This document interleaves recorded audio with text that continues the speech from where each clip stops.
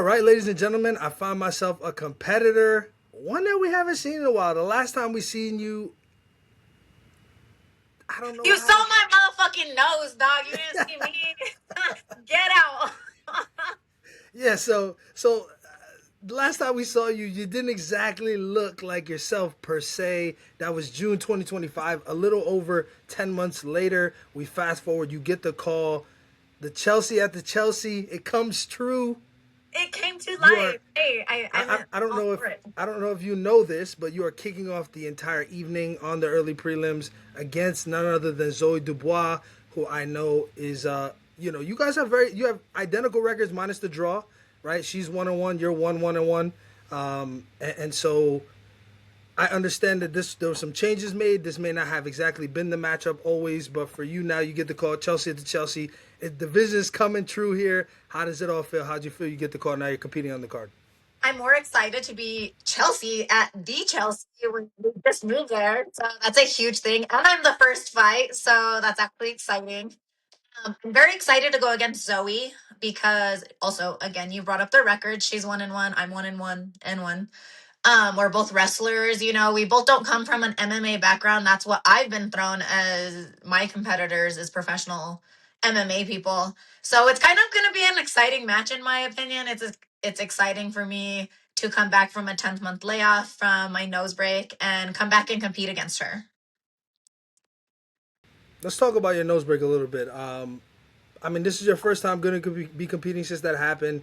Psychologically, there's not a lot of people that can kind of have this conversation and talk us through it. But for you, when you think about, I got to go back up there and repeat the same thing I repeated in June 2019, June 27, 2025, excuse me. And that crazy thing happens, never seen before, hopefully never seen again. How do you prepare mentally going into a match when that's something that happened to you personally? The key word there is mentally, right? You have to be mentally strong to want to go back up there and go out and compete again. So I have the mental ability to like go out there and go compete, and that's why I'm here, and that's why I signed the contract, and nothing's stopping me. Your mind's a very powerful thing, and I'm excited to go back up there and go eat these motherfucking shots. We talked about the professional wrestling, of course, that you do, one of your side quests, as you have many, of course. WrestleMania Weekend, that can't suck. I mean, we Dude, last this year I feel is like literally mind blowing. I do wrestling. She does wrestling. We're starting off the card. Chelsea at the Chelsea. I'm telling you, we're speaking it into existence. And it was just meant to be. And just everything falling how it ended up. Like, it's a very exciting time for me. Regardless, I'm on the prelim where my family doesn't get to come watch, but we are taking my kids. So they actually get to go see me do what I do and get slapped in the face and slap. I was gonna say bitches, but slap girls in the face, and I think since you gave us a look at what you were gonna say, I think it's just as good as saying it. Of course, and I've said this, and there's still a chance, of course. But I thought if Frank talked about last year in October when we sat down with him that early prelims being part of the live broadcast could be something that we see in 2026. I thought just by seeing this card top to bottom that this would be the one that made the most sense. I mean, it's just talent rich from the top to the bottom. Even people who are making their debut, just a couple names: Mahabali Shera, Lance Anoa'i, obviously, of course, yourself returning. The daughter of Roddy Piper, Till Piper, is making her debut. Danielle Morrison, Facade, Brian Scambler. I mean, these are just some names I'm rattling off as we Jake, sit here. yeah, like there's a Well, bunch. yeah, no, but Jake's on the live card, so that's no fun. Like Oh that yeah, cat's out that's of the fair. bag. But That's fair. yeah, I just mean that these are that's kind of the reason all of this fits together, right? WrestleMania, and you have these professional wrestlers on the independent scene, some of which who have been as part of the biggest shows that are kind of performing here in a different sphere. Ideally, you would want to bridge that gap. So I thought that this would be a great opportunity.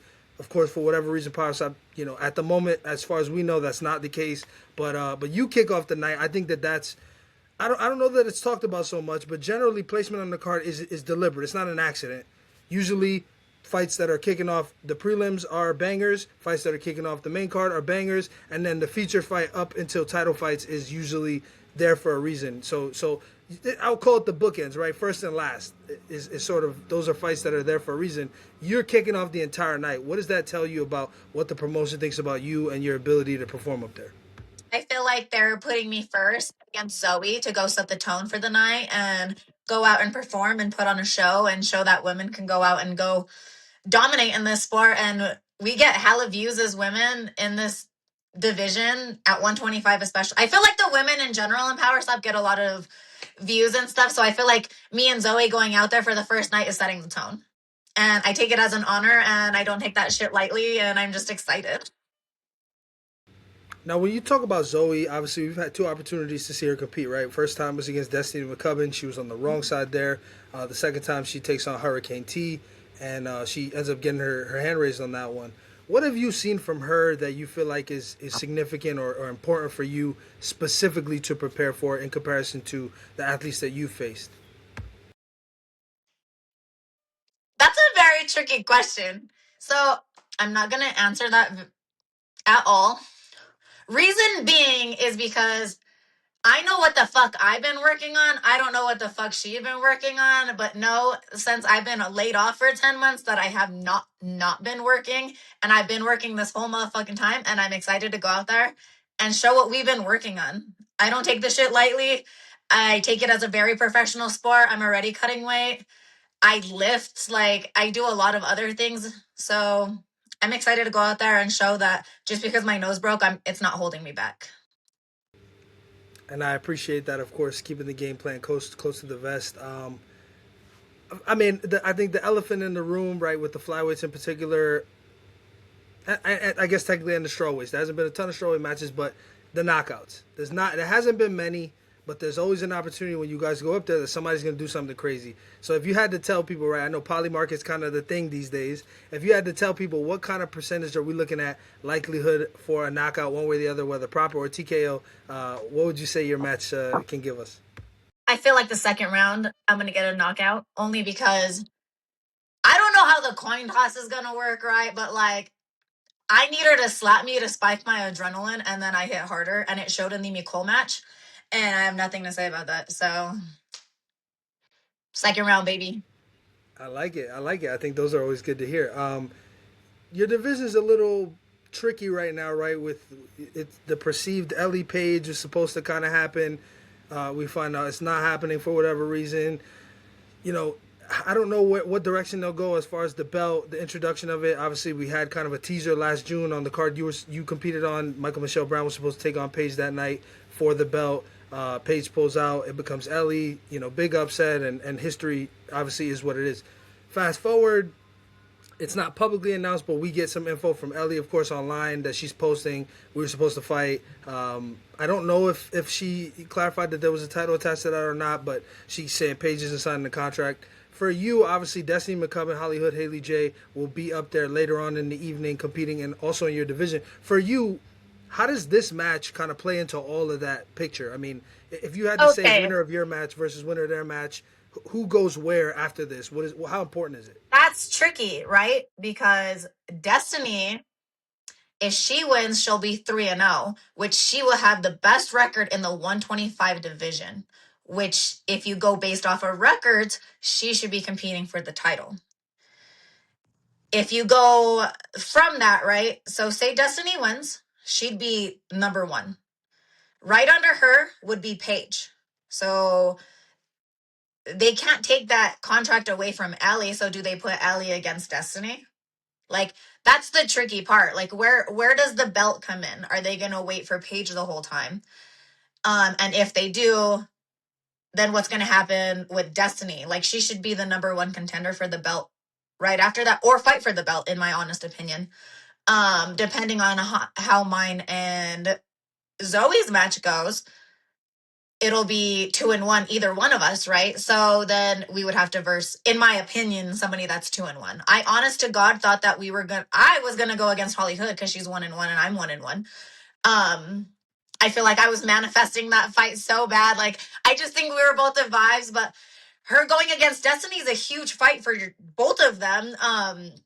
Whoever wins, it's a very much title contender spot and it puts them in a great placement, but also they can't be sleeping on me because it puts me on a title contender spot too, also getting a draw with Paige Van Zandt. So I'm not to be slept on. Like none of these matches, like us two matches for 125 can't be slept on.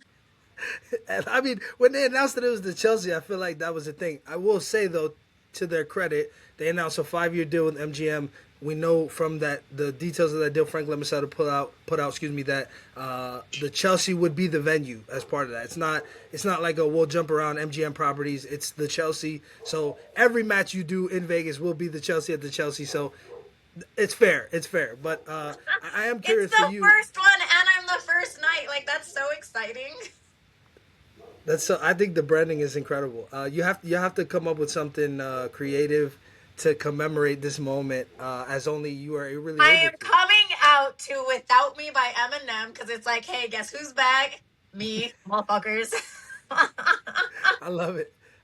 I'm curious from your perspective, right? We talk about Paige. I think she's kind of the proverbial, hunted in this division. Do you think you ever get that rematch back? Like whether it's just fate doesn't work out, or maybe we don't see her compete again. I can't tell you, but for you, do you in your heart of hearts believe that you'll ever get the opportunity to compete against Paige Van Zandt again? 100%.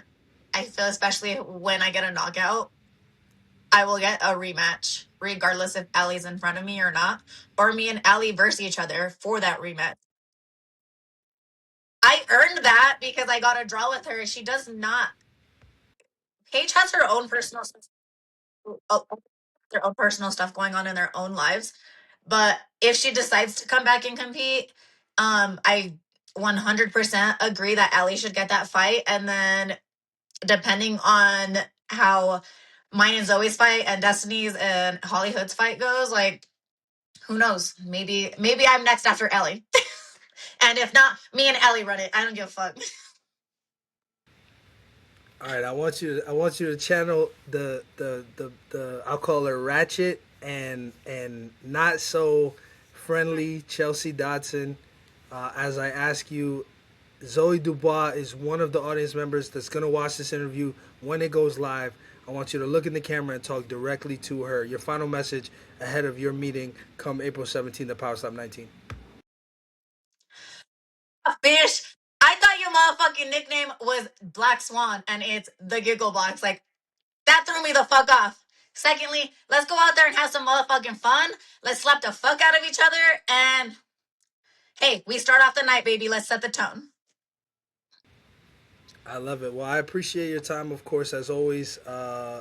More notice this time than you had the last time. Let's hope for a an uneventful, injury-free event between you two. Of course, like you said, kicking off the night, so no pressure, but lots of pressure at the same time. Be safe in the remainder of your training camp. If you're cutting weight, cut weight safely. And of course, we will see you in Las Vegas, Nevada on fight week sometime around April 14th, 13th, something like that. I'm professional as fuck, bro. I'm not missing weight. Thank you, Chelsea. Bye.